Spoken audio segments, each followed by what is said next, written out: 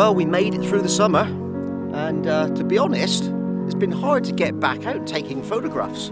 As I've explained in previous videos, I don't really enjoy summer photography. I like the autumn, and I like the spring and the winter when the sun's lower in the sky and when the lighting's a bit more interesting. But the truth is, the past few weeks I've been so busy I've not been able to get out and do anything. So I'm hoping today I'm going to put that right.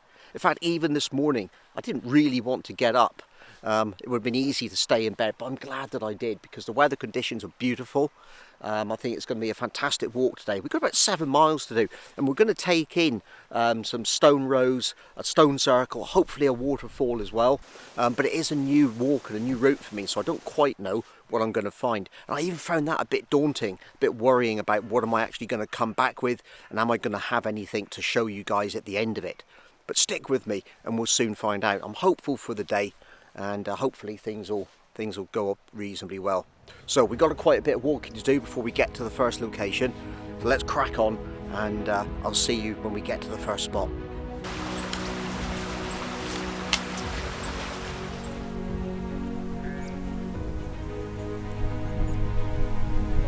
This walk so far has been a bit of a slog, to be honest. Been through some very long grasses and some gorse bushes and narrow tracks, not quite what I expected.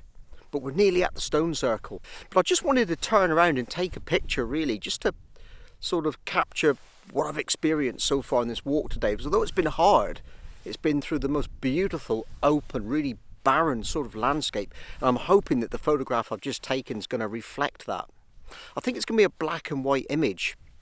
And of course, the problem with Dartmoor National Park and a lot of upland areas is it is barren and open, and quite often there isn't a lot of focal point or a lot of interest to actually capture and look at. So I've included this boulder in the foreground, which is quite nicely lit, and it's got some interesting mosses and lichens on it as well. So there's a lot of foreground interest there in the image. I guess the only problem is maybe it's too dominant, but certainly in behind it does show the expanse of landscape that I've been walking through, and there's a fairly nice sky as well. I'm probably going to use my Dartmoor 20 portfolio to show this image in later on. And if you haven't visited my website before, I run a project called Dartmoor 20 where I keep a portfolio of 20 monochrome images of the Dartmoor National Park live on my website, which is updated at least once a year. And also I run workshops whilst I'm up here as well, so please check out the website, have a quick look at that portfolio of images, and no doubt at some point maybe this one will be added to it. But for now it's here for you to enjoy, so take a look at this image, and I'm going to make my way up to what would hopefully be the stone circle that we've been walking up towards this morning.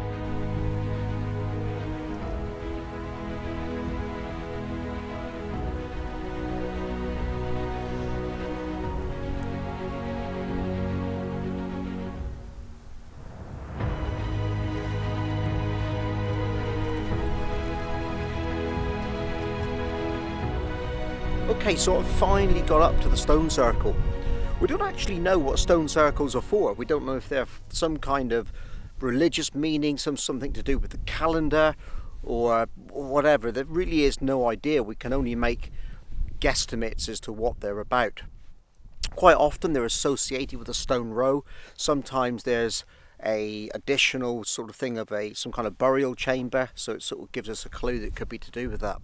Grey Weathers is a little bit different because there's 2 stone circles.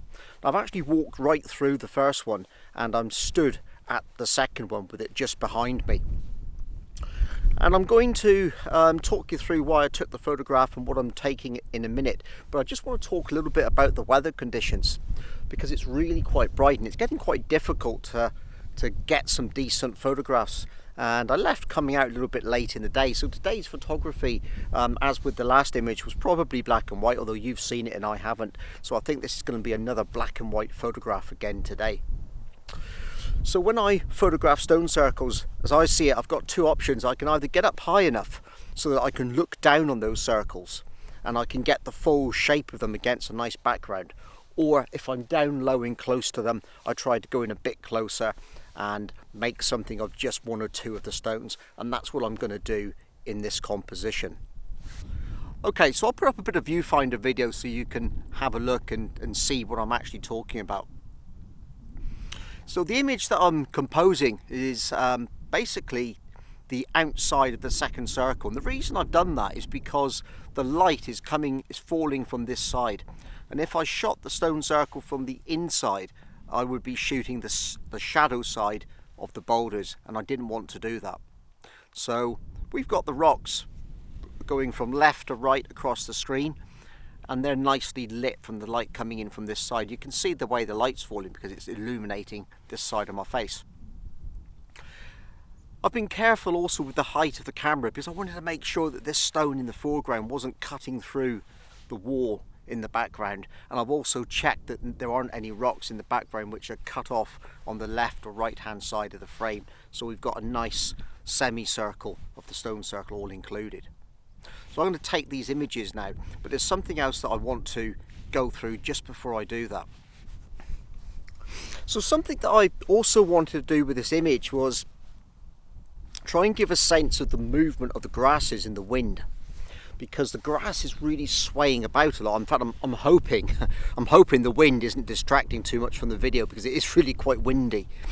But because this grass is swaying and moving about in the wind, I thought it'd be really nice to try and capture some of that motion in the image, because I've got in my mind a black and white photograph, softish grasses in the foreground, the granite really standing out and well lit, and this stone wall taking towards this tree line and back across, and a nice sort of sky in the background with some nice clouds in it as well.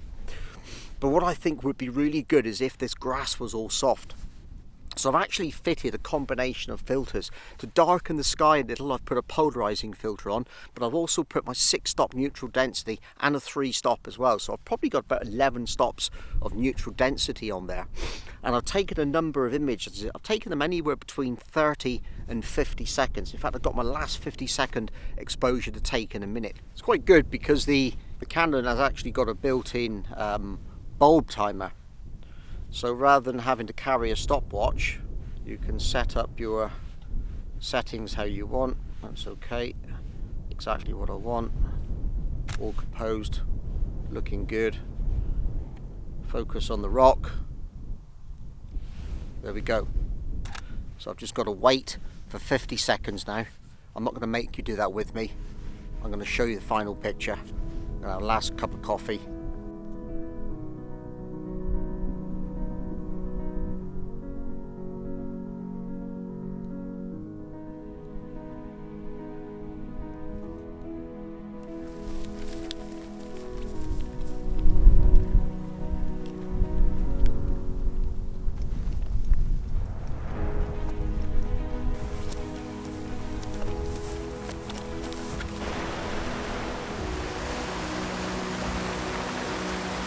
Once in a while you just get to a location that absolutely, totally takes your breath away.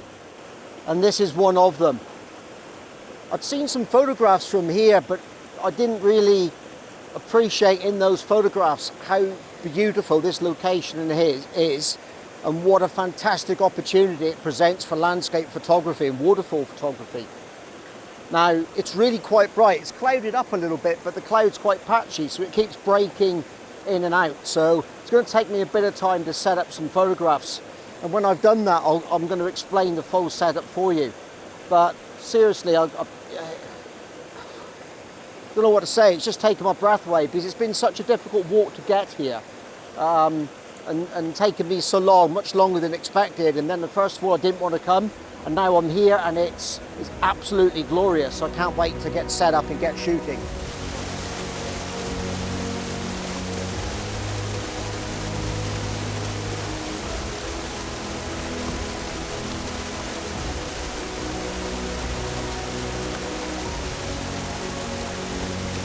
Well, I set the camera up and I've been taking a number of photographs. It's actually been quite difficult because I've had to time it with the clouds being in the right position, because otherwise it's just far too bright. And I've been trying to get a nice slow shutter speed, which is kind of working okay, but it's bordering between too slow and too fast, depending on how the light is. Here we go, the light's lifting again. So I'll put a bit of viewfinder video up for you. And you can see on the left hand side of the composition we've got the waterfalls coming down, and I've left plenty of room for them to breathe in the frame. So you've got a nice dark side and a dark base to the image. And to frame it on the right hand side and add a little visual weight and balance to the waterfalls, you've got this pink granite coming back around. And that takes you back around to a waterfall at the end of this stream that's coming down from above. Now on the viewfinder video it doesn't show the sky, but actually I can see sky in the image, so I may crop that in the final picture. I'm not quite sure what I'm going to do. I'm kind of knelt down on a ledge, a little bit precarious, and Ruby doesn't like it, so I'm going to move to another position. So I'll put this picture up for you so you can have a look at it. I'm going to rest my arm, which is holding on to this vlogging camera, and have a quick sip of coffee.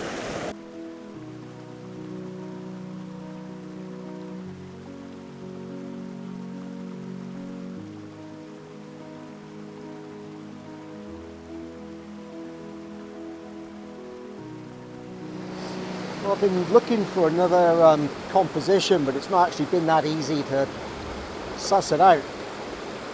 It's partly because I'm probably spoilt for choice, and also the lighting. You can see quite how bright it's suddenly become in the background behind me, and it's doing that all the time. But I've lugged this 300mm lens all the way here, so I figured if I can't decide on the big scene and the best composition to take, why not zoom in and look at the smaller elements of the scene. And on the way up here I noticed that there was this nice patch of grass just coming out of the water with the waterfall coming down in the background, and I thought it would make a nice small little tight composition. I just liked the way it was lit and it had the water all flowing around it, the waterfall in the background. I put some viewfinder video up so you can see what it is that I'm looking at.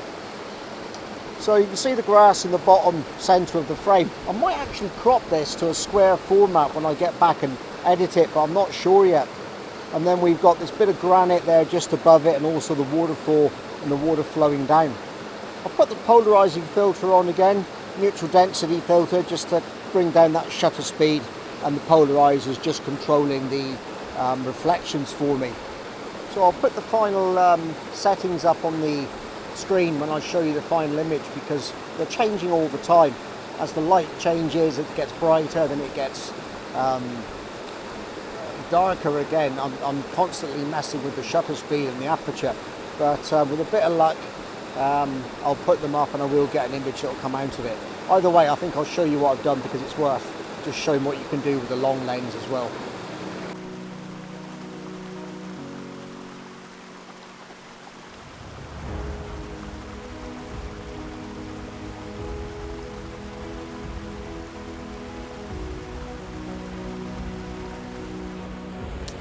I nearly didn't bother coming out today.